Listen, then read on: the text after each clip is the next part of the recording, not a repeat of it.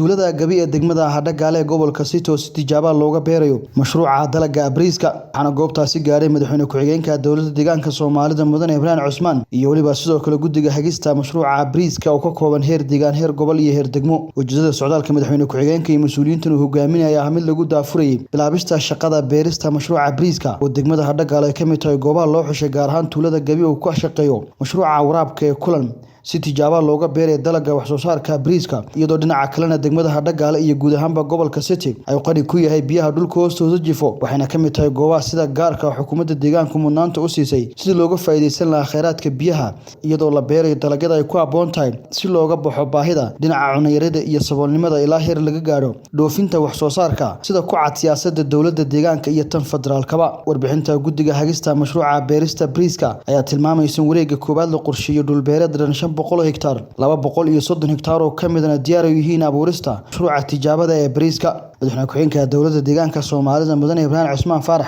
ayaana kula dardaarmay iskaashatooyinka ka faa'iideysanaya mashruucan iyo xafiisyada inay si dhab ah u hirgeliyaan mashruucan xukuumad ahaan ay garab taagan yihiin